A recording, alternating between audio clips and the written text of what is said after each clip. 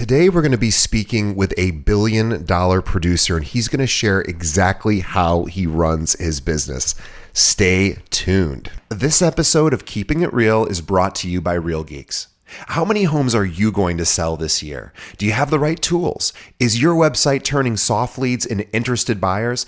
Are you spending money on leads that aren't converting? Well, Real Geeks is your solution. Find out why agents across the country choose Real Geeks as their technology partner.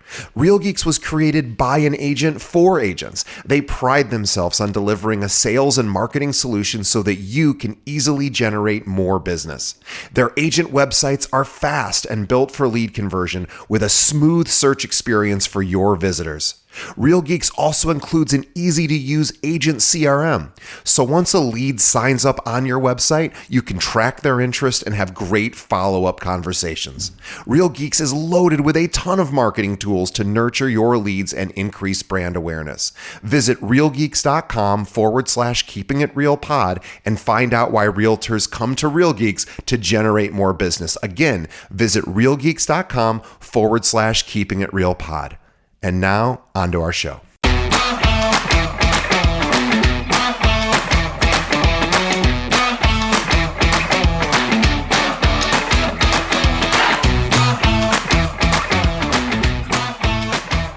Hello and welcome to another episode of Keeping It Real, the largest podcast made by real estate agents and for real estate agents. My name's DJ Paris.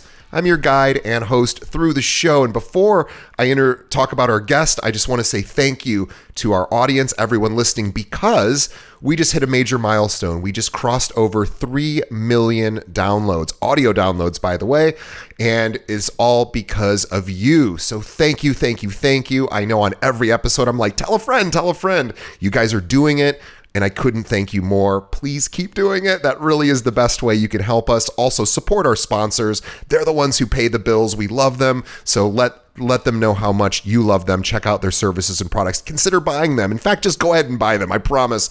Our sponsors are awesome. They'll all help your business. But today we have a great conversation with a billion-dollar producer, Scott Harris. So let's just get to the main event, guys. Congrats again for all of us. 3 million downloads, big deal for me. Really appreciate it. But let's get to the main event. My conversation with the great Scott Harris.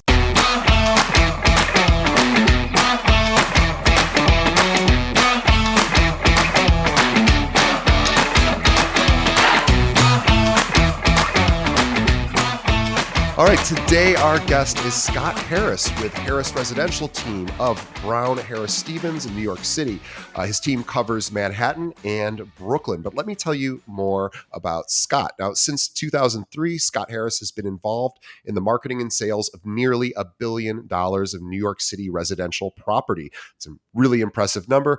He has been ranked among the top 250 agents in the nation in sales volume by the Wall Street Journal Real Trends Top 1,000 list. He and his team, Harris Residential Team, are regularly among the top 0.02% of realtors nationwide. With a focus on people first and a philosophy of visionary brokerage, they are passionate about helping their clients uncover what is next for them in their lives, identifying and securing opportunities in cooperative apartments, landmark townhouses, and condominiums. Please, to learn more about Scott and his team, visit harrisresidential.com. We will have a link to that in the show notes. And also follow him on LinkedIn and just search for Scott Harris because he posts a lot of amazing content. So we will have a link to that as well in the show notes. Scott has a tremendous following on LinkedIn, and he's always publishing good content that you should check out. Scott, welcome to the show.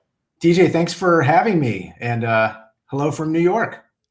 Well, hello from Chicago, and hello to all of our listeners from all over. Scott, really excited to chat with you. I love when I get to talk to somebody who has, approaching the $1 billion mark, or I think you guys have exceeded that. You're having an amazing year. We were talking offline. And Scott and his team is having their best year ever. This is 2023. I want to just make sure, in case somebody's listening to this at a different time, this is a tough year for most agents, but Scott and his team are crushing it. So we're excited to find out maybe what they're doing and what our listeners can learn from Scott. But Scott, I'd love to really start at the beginning of your journey into real estate. So what brought you to real estate? Well, I grew up in New Orleans, and my family. My father had warehouses. He still runs a wholesale hardware business. So I spent a lot of sick days or summer vacation days in his warehouse running around doing stuff. My best friend and I were like riding bikes in the wharves on the Mississippi River down by the French Quarter, if you've ever been down there. Sure. And my mom ended up in high school being the marketing director for a Merrill Lynch affiliate. So there's like a lot of commercial and residential real estate in my background. And for me, it was all about the architecture and design. I loved all the old Spanish and French architecture of the French Quarter. My very best friend was there, and I was sort of steeped in it. And then did nothing with real estate for years. I was a touring musician for the better part of my 20s, doing sales on one side, booking bands, and then on the other side, being on the road. And when I finally decided I needed to make a move, I was in Boston at the time. I moved to New York, and my stepmother, and as you may have people in your lives who know you better than you know yourself, they're like, Scott, I think you would be a great real estate agent. And it's not something that I ever thought about. I actually found my college application recently, and it said, I think I want to get into something to do with architecture, and I was like, that's pretty funny. So I ended up here, and sure enough, that first year of real estate, when I moved to New York, I had no job, no place to live, no girlfriend, nothing, and just kind of contacts and a real passion wanting to be successful. And it was like a duck to water. Real estate was just, I got my license, started doing rentals, which is something you can really dive into in New York, because it's so much of the business, so much of what people live in here. And it's just been brick by brick, building the business over 20 years. It's amazing. As a musician, so tell us about a musician. What instruments did you play? So if you know, like pentatonics, some of those acapella. Sure. So I was it was like a boy band for acapella in the late 90s. We used to open for bands like NSYNC and 98 Degrees, and amazing, crazy and ridiculous. And we were, wearing all the, you can just imagine what we were wearing and all of that. It was a lot of fun. I think I had blue hair for a while. It was hilarious. And so I was a singer. That was amazing. And singer and dancer, I'm guessing. Probably a lot of. I can move a little bit. I would say the dancing is like, I don't know how much of a threat I'm going to be on anybody's dance floor, but definitely had a lot of time, a lot of fun jumping around. That's for sure. A lot of energy. That's amazing. I love that. So I want to sort of dive in. I maybe we'll just dive into the success you guys have been having this year, because I'm always impressed with success, and I think the whole purpose of our podcast is to talk about people who are successful anyway. That, of course, you are having a great year, you and your team. By the way, I want to mention real quickly before we get started, I usually save this to the end and then I forget to do it often. But if you are an agent in the New York City area, if you're working Manhattan, maybe Brooklyn, really anywhere in New York, and you are interested in maybe looking to see what other teams what they have to offer, maybe you're not getting the right attention or training or support from your existing firm. Brown Harris Stevens, of course, is a absolutely super reputable firm, one of the big firms in the country. But Scott Harris and his team would love the opportunity to chat with you. So just keep that in mind as we're talking, because Scott's team is doing really well this year and they're expanding. So keep it in mind. But Scott, let's talk about how are you guys having such a great year? What do you think you're doing that is paying off right now? Well, first, I think in terms of how we think about the business big picture, it's all about helping, and it's all about service to our clients. So in a moment where you may not be doing as many transactions, I never think about, you're saying, oh, they're doing great this year. All of that is just the the only thing you can see at the end. It's the Yeah. lag. They call it like lag measures, right? That's exactly right. Right. Lead measures are how are we adding value to clients? And so if you're every person listening, you have something special about you. You come from, whether you're whatever you did before. I found like school teachers who become real estate agents are the most amazing. They're so patient and they can really create good boundaries and like be good listeners. And so that's just one example. Actors, singers, performers, that's one side of it. They're great salespeople, but who are, therapists? We're like therapists, and real estate is just the vehicle, right? It's a people business. And so what we've been doing for 20 years is developing relationships across every imaginable industry. And so when I sit down with my client, I'm just listening. What are the things they need? How can I help them across the board? And I've just found that the more value you add for your client, I want to introduce you to this person. I want to introduce you to this person with absolutely no expectations of what it's going to turn into. I know that is that's the foundation for our success. And it's like an evergreen thing. You start January 1st. Oh, I have to do this whole thing again. But what you've already done is just connect to your clients and be that person that they call for everything. Yeah. And how does that relate to like a very specific, we're helping someone sell an apartment, helping someone buy. We really take an A to Z approach. It's like Danny Meyer setting the table above and beyond. I mean, anything you need. You can be based in Asia or in the Middle East or Europe or wherever you are. We can take care of every single thing to do with the preparation of your home, above and beyond in terms of communication. Our team is 11, but our extended team is 50, 100, 200 trusted people that we can go to and make sure that we get things done, right? So it's a combination of the actual deal making where we really are focused on taking care of everything. And that just establishes this huge amount of trust. But I think it's also big picture. How can we serve our clients, even when they're not clients? Everybody, it's not about, hey, do you have a referral for me? Because you hear that thing all the time. That's the best compliment you can give, blah, blah, blah. Because that's what I mean. And it's great advice for anybody who's ever read The $1 Million Real Estate Agent. That is a great source of language, like to think about how you can cultivate referrals. But it's much easier than that. Just get into conversation with lots of people, and ultimately you're going to help them in some way, and then they're never going to forget you. Maybe that's too generic. I mean, I can get more detailed about how it's helped this year. I always think the fundamentals win the game. So what you're talking about is really consistent with almost everyone I've ever had on the show who are all top 1% producers in the country. So is it unique?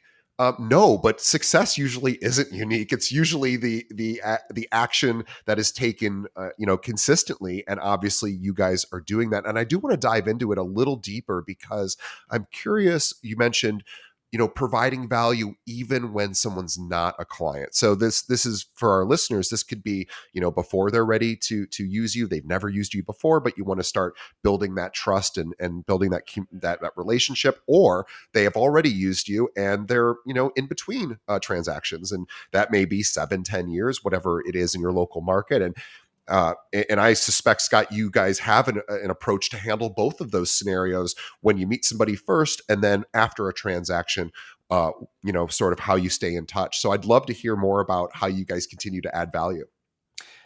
Well, I would say it's like chicken or the egg, right? If you're newer in the business, what can you do? You want to make a list. Who are the 50 people in your life that are your biggest fans, right? And start just being consistent.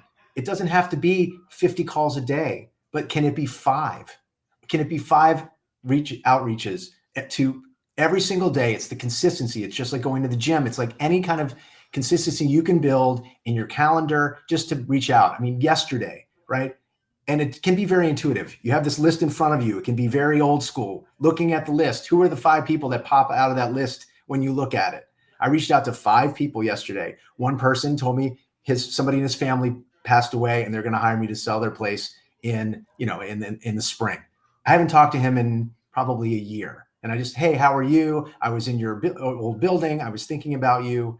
And that was just my connection point. Somebody else I hadn't spoken to in a year, he popped out of the list. I said, let me reach out to so-and-so. And he said, oh, I'm looking to buy and flip something in the city. We're finished our projects in Connecticut. We're ready to come back in the city. There are opportunities. And that's just yesterday. So you have your top 50 people, you reach out to them and just listen. I think the most important thing you can do is just the agenda is I want to connect with this person. I care about this person. They care about me. It's so much more fundamentally about the people. And if you really just focus on that, something good comes out of it. You're going to find a way to be of service to them. I mean, my fundamental, for those of you who might be in like a networking group, like a BNI or any kind of networking group across the country, they're amazing. It's all about giving with no expectation and then knowing that it's going to come back from everywhere. And that's just how I am. I want to help people out. I want to listen for ways to help them, but it's just doing that on a consistent basis will ultimately get the ball rolling. Yeah, I agree. And I think it's kind of the most fun part of the job for a lot of agents, which is I get to help people first, and I'm doing that for free. And it might look different to each particular contact or client. Maybe I'm connecting somebody with somebody who does roofing, or I'm connecting somebody with a dentist, or helping somebody, start to think about where their next home might be because of schooling and they have children, or whatever. Just it could be anything, but maybe the transaction isn't today. But providing that kind of guidance and assistance is really what every person in this world wants. We want people to come with ideas to us and people to listen to our challenges. And there aren't many professions other than therapists, maybe attorneys, doctors, I guess, who really get to know their clients. And I think real estate is one of those professions where you really get a deep dive into somebody, and that allows you to build more intimate relationships with people. But like Scott was saying, you really have to go first and you have to pick up the phone. And, I love the fact that we have social media now to help us, give us those contact points. Like as Scott was saying, he's just calling, hey, how's it going? I was in your building. LinkedIn is a great place to find out what's going on with someone's professional life. You can see if there's any news about their company. You can see if they've had a promotion. You can even see when their birthday is, that kind of thing. And you can just pick up the phone and say, hey, I was on LinkedIn. I saw you just got a promotion. Like that's a contact point, right? So there's so much opportunity to pick up the phone and call and talk with people. And I want to talk, Scott, I want to pivot a little bit to talking about believing in your clients. I know that's a big thing for you. So sort of walk us through, what does that mean to you, and how do you create this sort of safe place for them to be able to share their lives with you? So I want to give a shout out. I listen to a lot of a guy named Ed Milet, who has this wonderful podcast. He's just terrific. And I'm not cribbing from him, but he said something recently, which I think is just, it's how we run our business. I see the potential in people. And I see, and more than that, when I sit down with someone and we talk or get on the phone or even have Zoom, right? That I'm listening to what their dreams are. I'm like an 8-year-old kid listening to his parents. If the parent says, hey, I'm writing a book, or hey, I'm starting a business, hey, I'm opening a restaurant, little Johnny doesn't say, well, what if I can't raise the money, and what if I can't work out a deal with the landlord, and what if I don't know what I'm doing. Little Johnny just believes that his parents are, his dad or mom is starting this business, and it's going to happen. It is already real, right? So I don't know how I've maintained this sort of innocent belief in people, but it is that simple. Someone says, I want to do this. I'm like, it's happening. We are going to make it happen. I don't know how, and I'm not worried about how. I have 20 years of experience. We will figure out how along the way, but it's going to happen because we've created a space where I really hear what it is you want. And there are things you might say, there are things you might not say. I'm listening for both. And we're starting to create this vision for what buyers are looking for, or sellers, what's next for them. And it's sort of, I have 4 pillars of what I call visionary brokerage. The first one is understanding. Like, who are you? It's not about your property. It's just, who are you? What made you fall in love with where you live? What are you looking to do?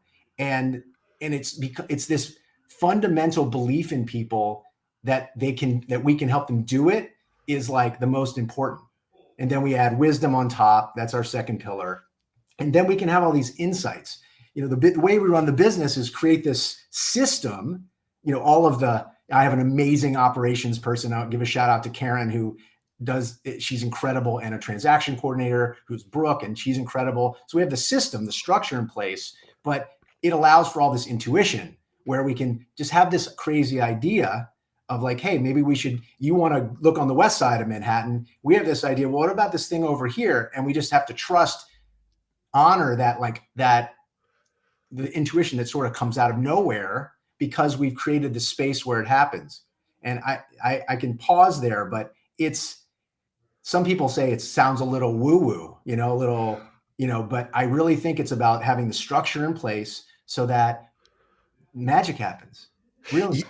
You are so 100% right. And it's not woo woo. It's just harder to measure, right? So intuition is hard to sort of understand, but we all have had experiences, and it's been my experience throughout life that my intuition is usually right. I won't say it's 100% right, but it's usually right. Maybe 80%, maybe not. Maybe it's higher than that. And if that's true, then I have a really valuable resource inside of me. However, I have to get quiet enough to allow, or create a container where that intuition is free to spring forth, right? And so Scott is talking about doing this themselves because he's right. There are times where, gosh, there's nothing on the east side, but we have this other thing over there, and it sort of feels like it might be a fit for them. And even though it's not really what they're looking for, it feels like it might be. So, those are kind of ideas that spring forth. It reminds me of that old saying. As a musician, you'll appreciate this. It's not the notes that make the music, it's the space between the notes. It's actually the silence between the notes that creates sound. Otherwise, it would just be one blaring sound. So what we're doing is, what Scott's really talking about is creating an environment where intuition can thrive. And that is, yes, maybe it sounds a little new agey, but boy, is it powerful. And just about every realtor I've talked to talks about their intuition. They trust their gut. Well, I think the part that people forget is it's your job to create, like, I think of us as like, we're the captains of the ship, right? We're steering it. And you just forget, unless you put yourself through it every now and then, just how stressful this is, right? Think about the most stressful things in people's lives are losing a loved one, getting divorced, and moving. Right? Maybe, the new job, losing your job, but like we encounter people at their most stressed.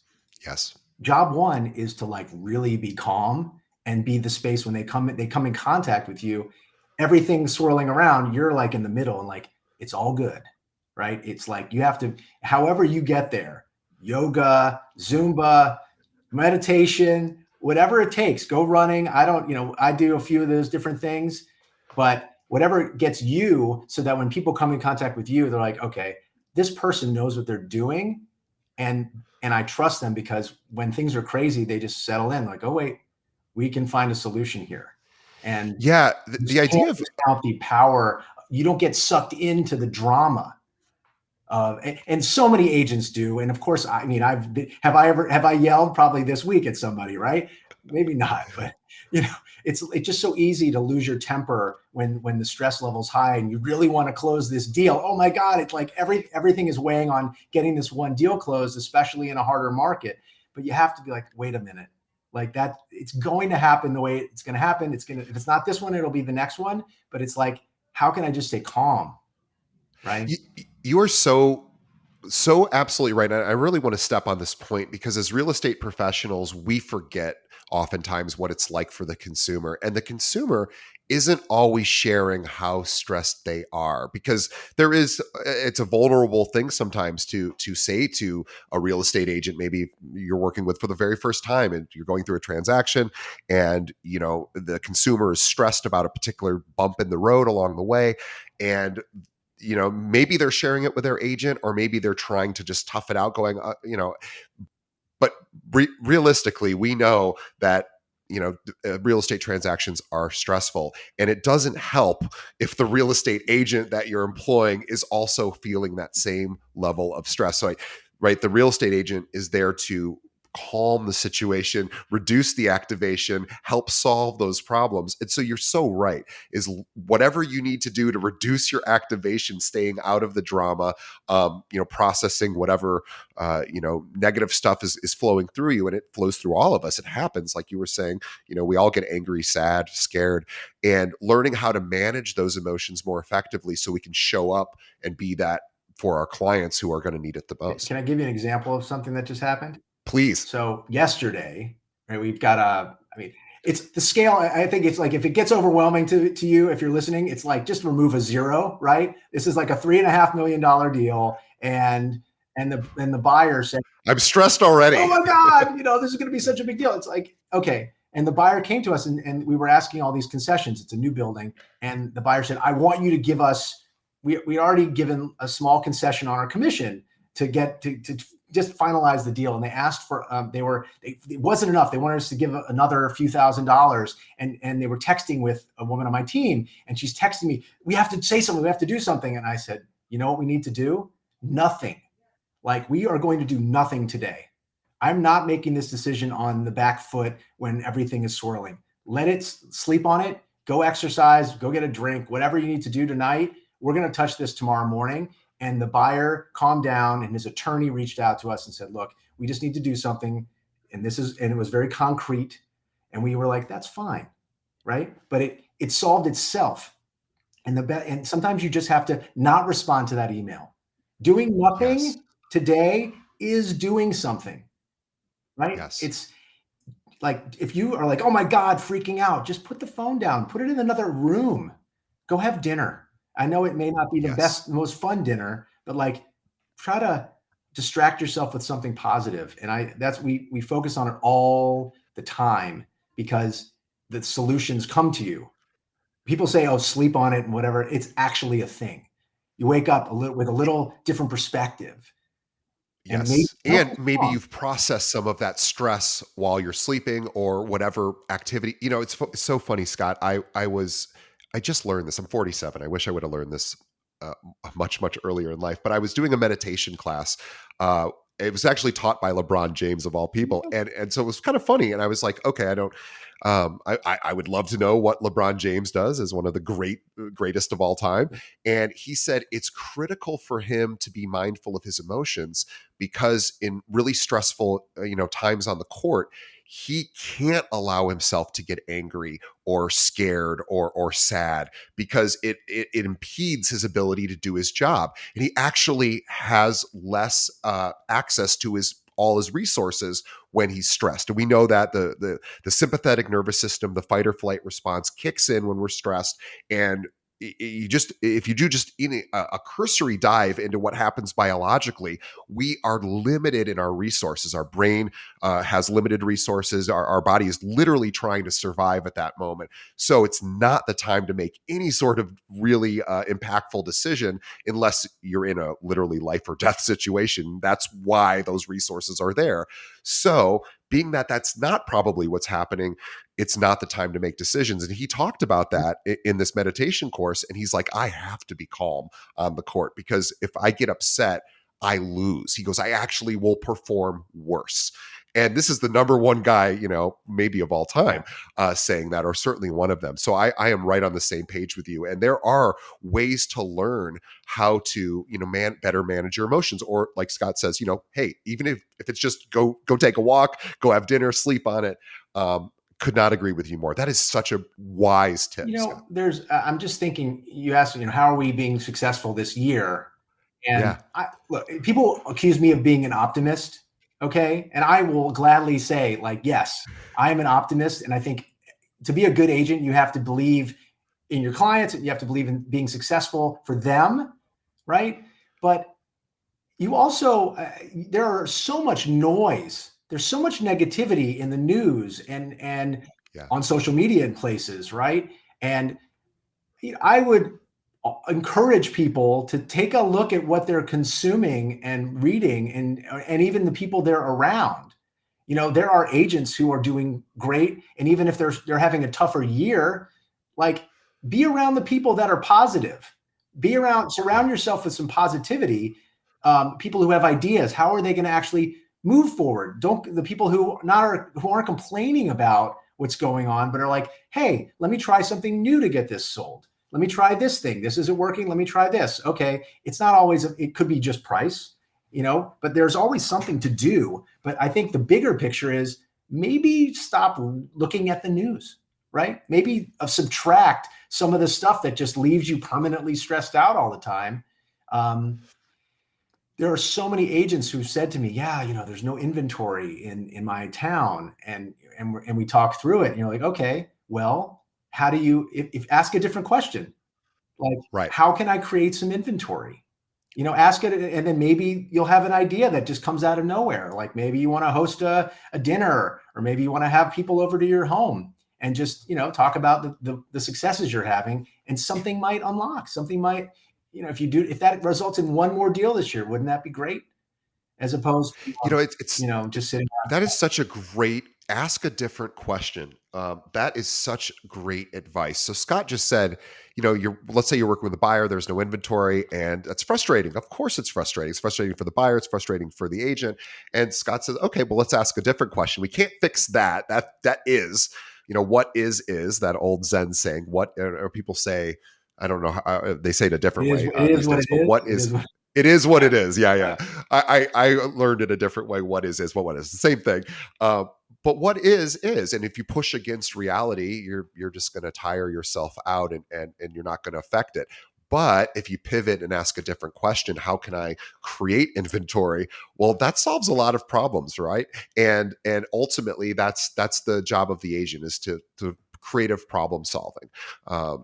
And I could not agree with you more. Change the questions, notice how you feel when you're watching and absorbing information, news, social media, whatever. If it makes you feel good, good.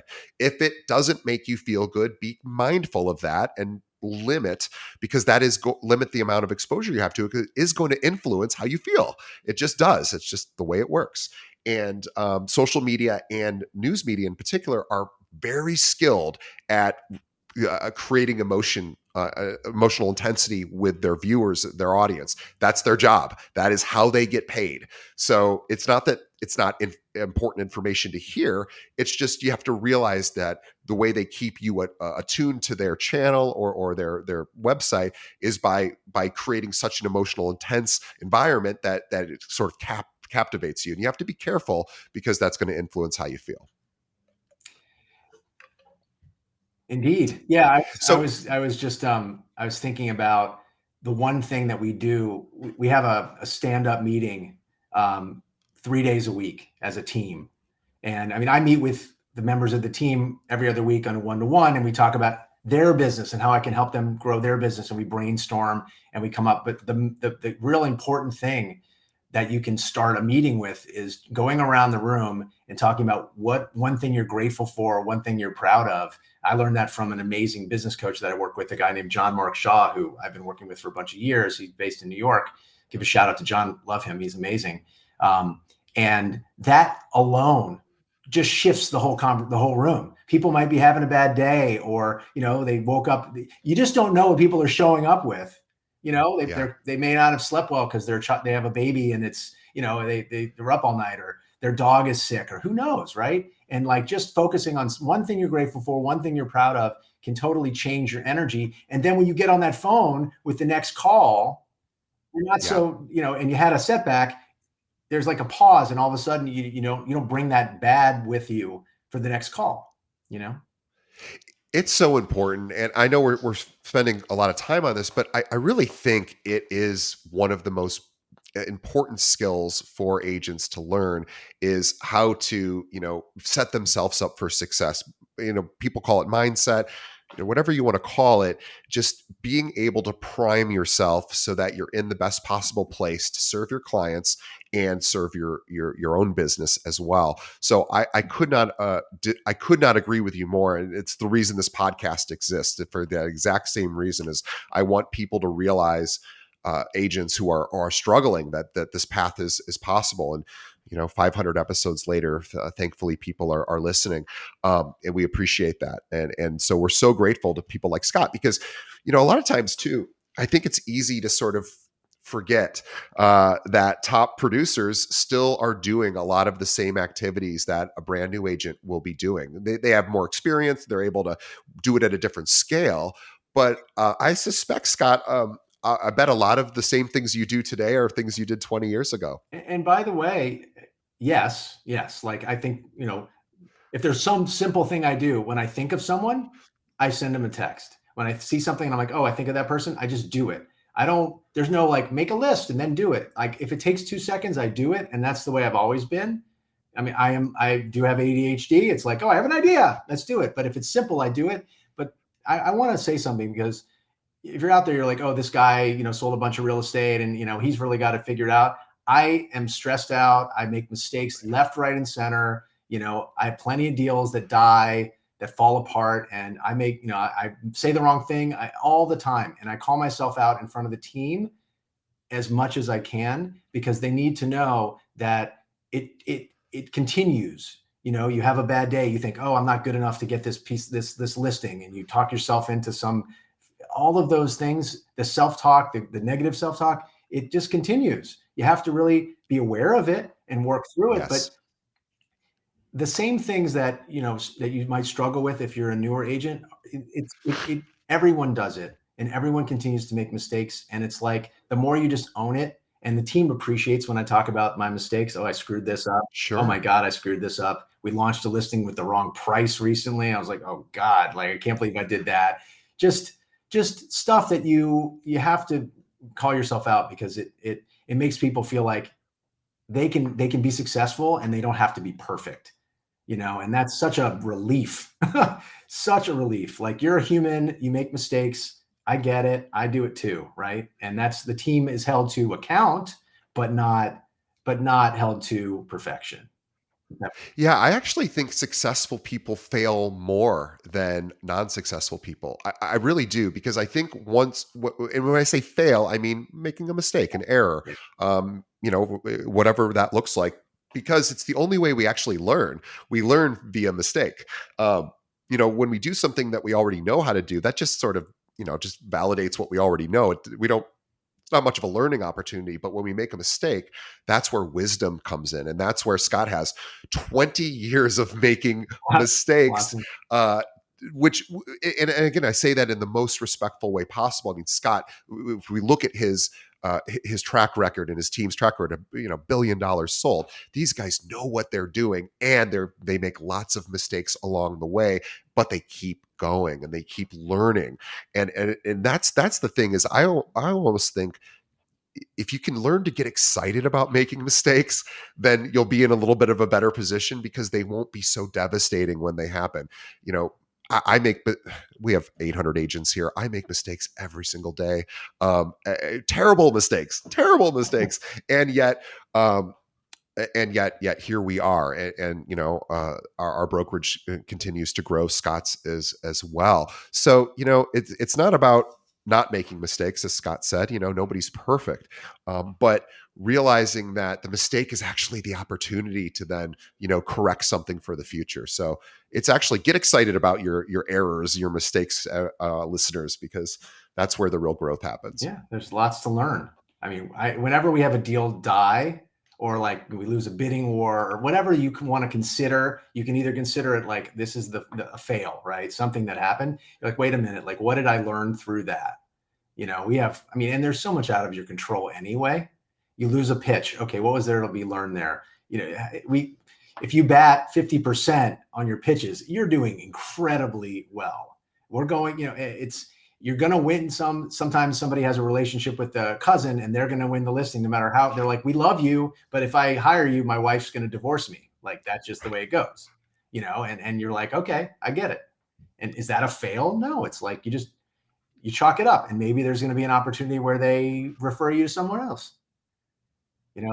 Yeah, there's always other opportunities because, of course, with real estate, everyone's got to live somewhere, right? So this idea of, there isn't a finite pie really in this business. There's so much opportunity, but you do have to sort of have the correct questions that you might be asking yourself, or questions that will lead you into opportunity. And that's really what Scott's talking about, is being super mindful of your thoughts, what's coming in, what you're saying to yourself, how you're treating yourself. And then of course, how you're, interacting with clients as well. Scott, I want to talk about client winning business, because Okay. I think, at your level, you are dealing with, certainly, you're working in the most, arguably the most difficult market in the country, and there's lots of competition, lots of great agents in New York City, you being one of them, but there being lots of other really fantastic agents. I've had a lot of them, even from Brown Harris Stevens, on my show, so I know how the competition is out there. How do you think about competition? And when you're maybe up against, I assume it happens in listing presentations, maybe you're up against other agents, maybe even agents how do you sort of approach that? Because I know that can be very stressful for agents. Well, first, of course, you're going up against other agents in a lot of situations. That's just, if I were looking to buy a car, I'm looking at multiple cars, right? Yes. You're trying different things. So I think any good seller is going to do a little bit of due diligence. I think that's actually great. I have a couple of answers to this. One, and some people are I don't know how they're going to react, but I actually don't think of everyone as competition. During COVID, I was putting out video after video to the entire brokerage community about how technology we could use to go because we were totally shut down for a few months there. And I was like, oh, you can use this video service to do shoots, and you can do this, and let's try this. Because it's like, I believe that a rising tide lifts all boats. The more professional we are as a community, the more successful everyone is. Okay. So I think I want to establish the best relationships across the brokerage community, because 20% of the agents do 80% of the business. That's just the nature of things. So I just want to be great at what I do, knowing that it's going to help me somehow, and I want to help them do a good job. So I don't always think about everyone as competition. Sure. If you flip it and say, okay, I know they're meeting multiple people, right? It's like, how do I really articulate what makes us different and special? And I'm like, okay, first we have a track record. I'm not trying to pat myself on the back, but if I don't say something, nobody else will, right? Right. 20 years of experience, lots of sales, and we have a great system to get this sold for you. But more than that, we care about you. And I've been referred, I can't tell you how many times I've been referred to people, Scott, we referred you because you're not a jerk, right? And I know that may sound like simple, but I actually care about the people. I want to see them be successful. And that underpins everything. So the system is to create win-win. It's like, if you're looking for somebody to rip off somebody's face, that's like a phrase, like really take advantage and kill someone and get the best deal ever. That's not my approach. Am I a good negotiator? Yes. Can I get great deals? Can I uncover great deals? Absolutely. But the approach is, how can I make this into a win-win situation? Because if you don't, they're going to find a way to get you later. I really think, big picture, if you can try, your intention is to create a win-win situation for a really happy buyer and a happy seller. That's my assumption. How do I do that? Right? How can I solve for that? And it's the intention which will get you further. And we're going to be super resourceful. We're going to be incredibly creative. And in our marketing, we're branding your property. If we're representing a seller, with the buyer, we're selling the buyer as, we've had people that there was no way they were getting someone who had a dog in a building that doesn't allow dogs. Okay. Pretty open and shut case, right? And we got them approved to buy and bring their little dog Benson into that property because we found the way around it. Can they go into the service? It was they went to the service elevator and the dog couldn't go out the regular, in the regular entrance and whatever. It got a little crazy, but like, it's just, how can we care enough to really find answers when other people say they can't be done? And that has served us really well, right? And the track record to prove it. But if you are new and you're just like, I really care, and I'm going to go learn, I'm going to study this inventory like nobody's business, and I'm going to know every building there is, or I'm going to know all the comps that sold. I'm going to study the heck out of this. And when things close, I'm going to, communicate that to people like, hey, look at this closing on your block. And, you're going to set up searches so that you just know more. You're already way ahead. Way ahead. I mean, what you just gave, you basically gave a pretty amazing, it might sound non-specific, but it's not non-specific. It is entirely specific. You just gave a great plan for anyone who is, learn your inventory, understand the market, increase your skill set, your knowledge, and stay in touch with people. Yeah. Yeah. I mean, and most importantly, care about them. That's the missing piece. I think caring wins the game most of the time. There's going to be times where it's just strictly a numbers situation. That happens, I guess. But the vast majority of human beings who are going to employ you to buy or sell a home really they want to feel that you care about them. And you can demonstrate that. And you can demonstrate that over and over again. Empathy, sympathy, checking in on them, making sure they know that you know what's going on in their lives, that you know what their goals are. And I know that's really important for you, is you get really excited. And if you're not watching this live, if you're not watching this visually, you're listening. Scott got really, really animated earlier when he was talking about, working with his clients' dreams. He got really, really excited because imagine if you have a real estate agent, if you're not in this business and you need a real estate agent to buy or sell something, wouldn't you want somebody who is really excited and at your dreams, right? So that's demonstrating care. And I think that, Scott, that just oozes out of you.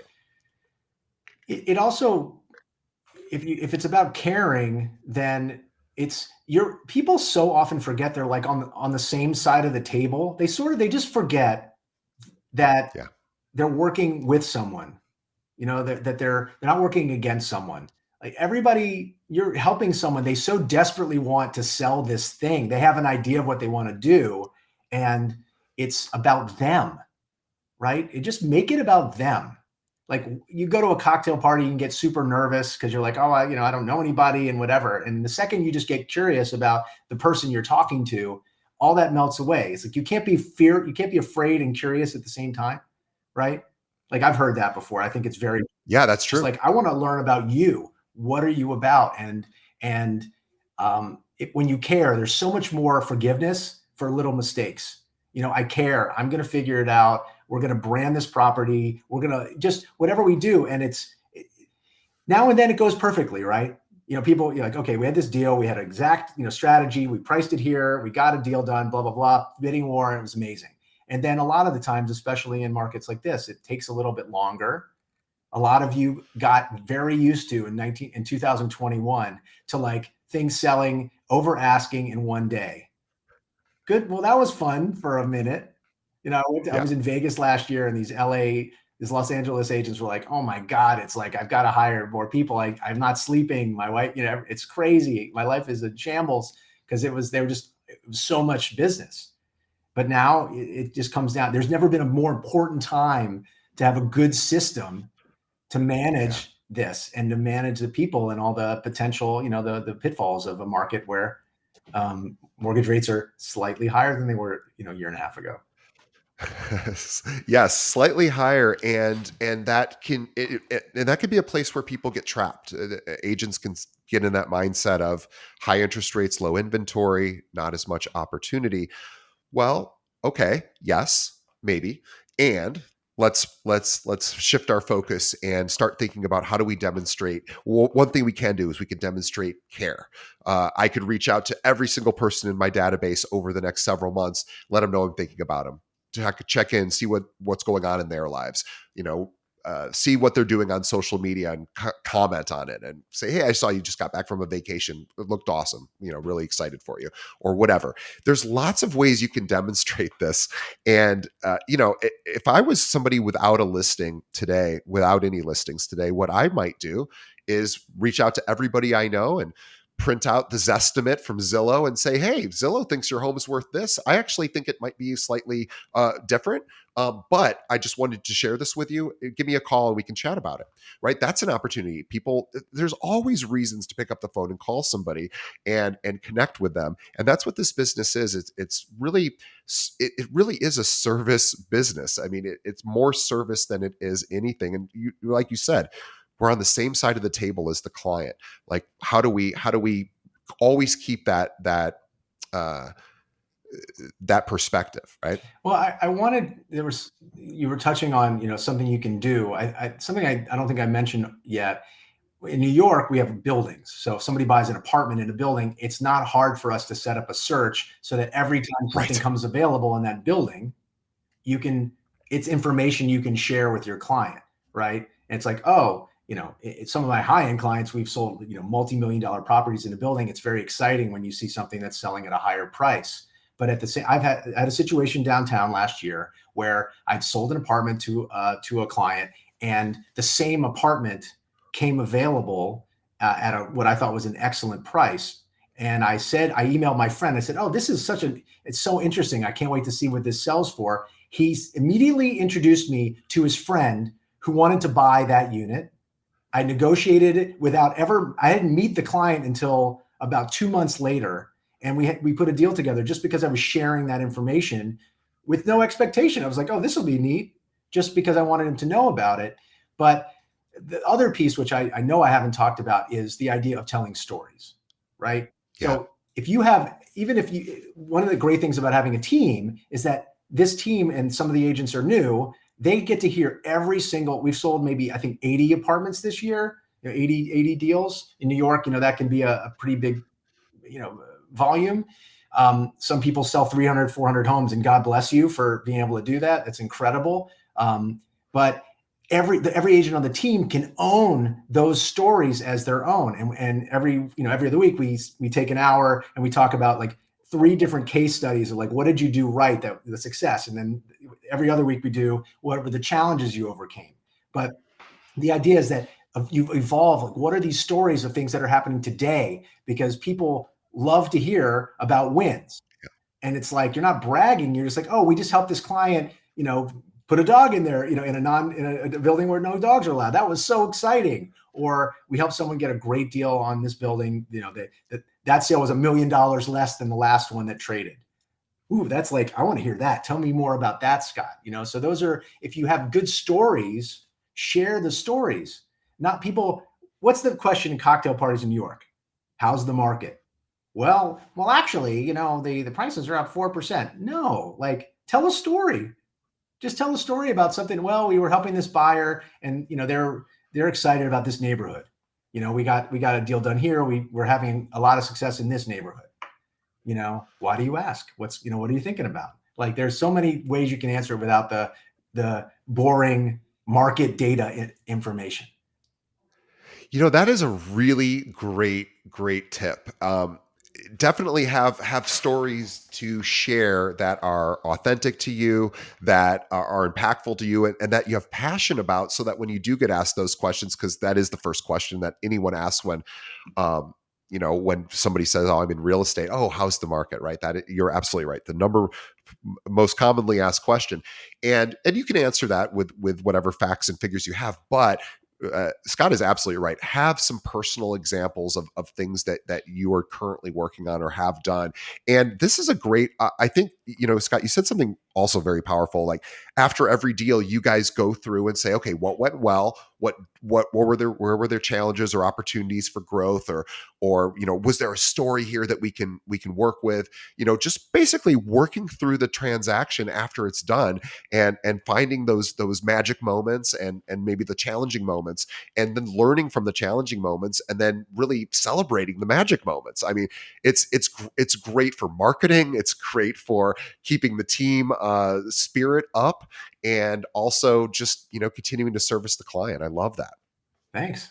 It's fun. It's fun to do that. It's much more interesting than we just did a webinar with an economist and a mortgage broker and a wonderful data. And we were talking about the market, but like what really came to life is the stories. What are we seeing in the market? The actual deals. That's where people can wrap their heads around it.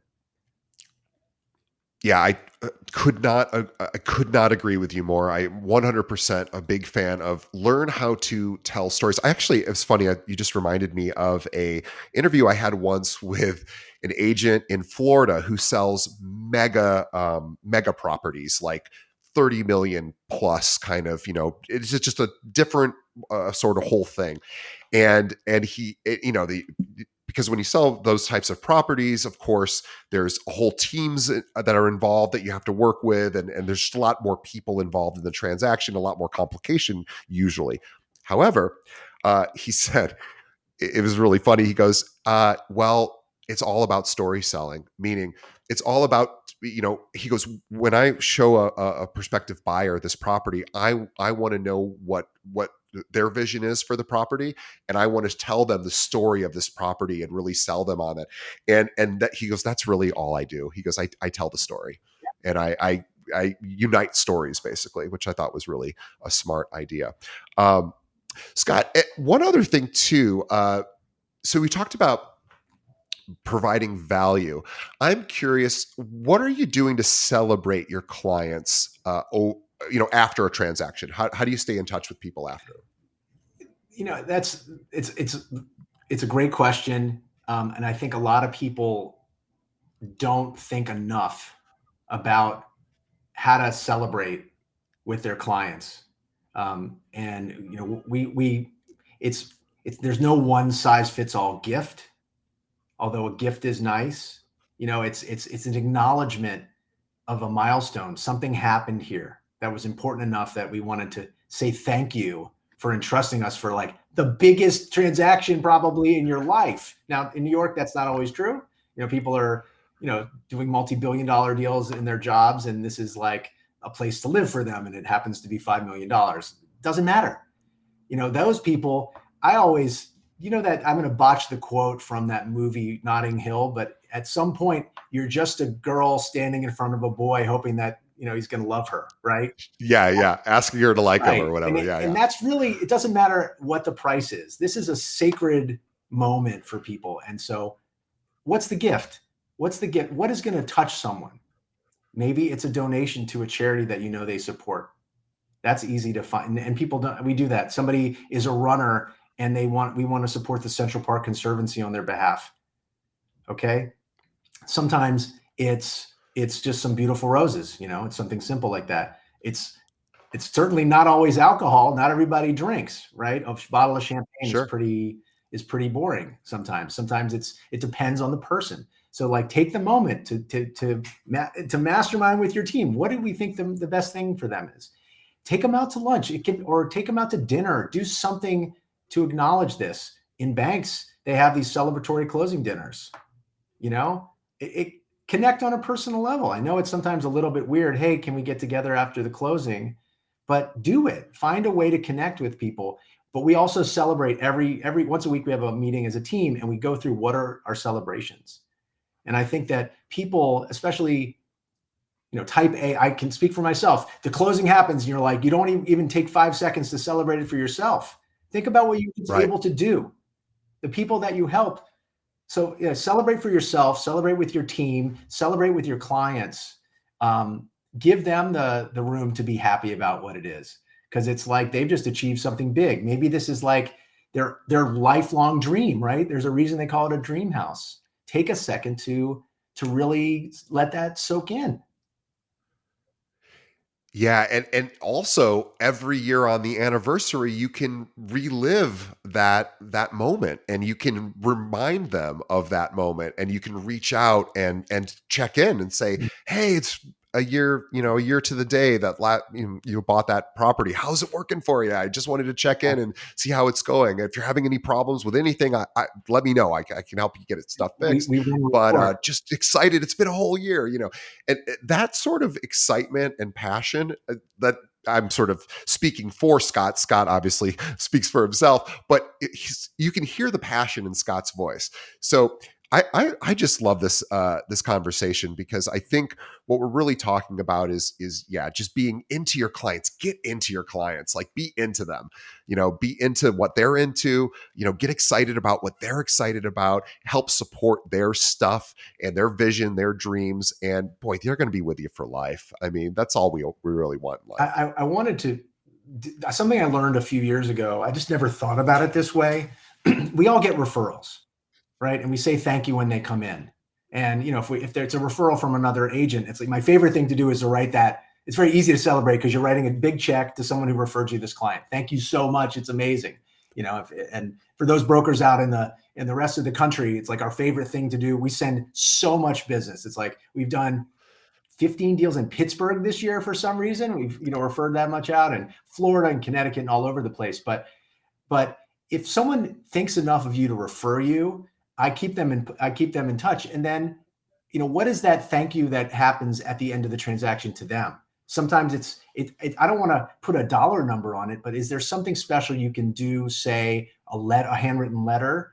But the little nuance, which I loved, was like, okay, this deal came from here. And what was the parent of that referral? And what was the grandparent? And can you go back how far and say, I did a rental deal in 2003, and that turned into $40 or $50 million of business over time. And I go back and say, I just want to say thank you for trusting me as this new agent who cold called you when the classified ads were still a thing in the New York Times, because I just closed another deal because of our relationship from 20 years ago. And I just wanted to say thank you. And it's like, I'm so full of gratitude because I can really trace it back. And if you take a moment for that, like I'm feeling so grateful right now, just thinking about this guy, John, this artist who hired me years and years ago. I had no experience. I had no business, almost no business doing that deal, but it turned into so much more.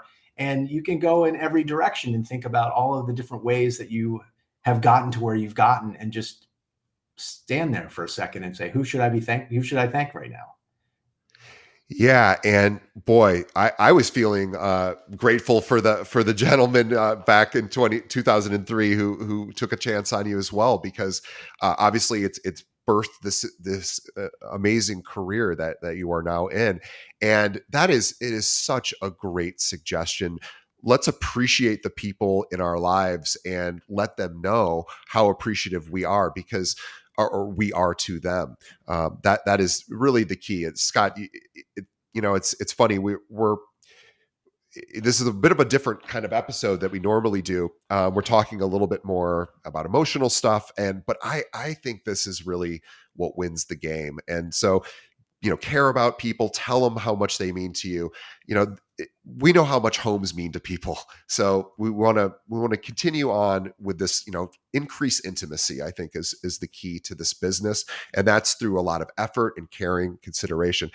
Scott, I think this is a great place for us to wrap up. I want to mention, for anyone listening who is an agent in Manhattan, also Brooklyn, Scott's team covers both Manhattan and Brooklyn. If you are looking to maybe see what other options exist this year, maybe you're not getting the attention you deserve, or just want to see, what other teams are offering, reach out to Scott. It may or may not be a good fit, but he would love the opportunity to say hello and see if maybe you could be a good addition to the team. Also, if you are an agent elsewhere in the country and you have clients that come to and from New York City, we of course know New York City can be a very transient place. People can go there and then leave. Well, of course, Scott needs people to refer to as well, and he would love to meet your referrals as well. So reach out to Scott. The best way to reach him is to visit him on his website, which is harrisresidential.com. And then you can also find him on LinkedIn. Scott Harris. Let's definitely follow him. He posts almost daily on LinkedIn with really great content there. So let's follow. He's got a really impressive following there. But on behalf of our audience, Scott, I want to thank you for your time today. You were an amazing guest. This is the exact kind of conversations I love having, and you really provided a lot of value. So thank you on behalf of the audience. On behalf of Scott and myself, we want to thank the audience as well. Thank you for sticking around to the end of the episode. Thank you for supporting our show. The best way you can help us is by telling a friend. Think of one other agent that is maybe struggling this year and maybe just needs a little boost. Send them a link to this episode. They will get excited. So send them over to our website. If they're not a podcast person, keepingitrealpod.com is our website. We're on every podcast platform. Also leave us a review. That helps us out, knowing how we can continue to improve. So Scott, thank you again. We really appreciate all your time and really great conversation. And we will see everybody on the next episode. Thanks, Scott. Thanks so much for having me. It's been awesome.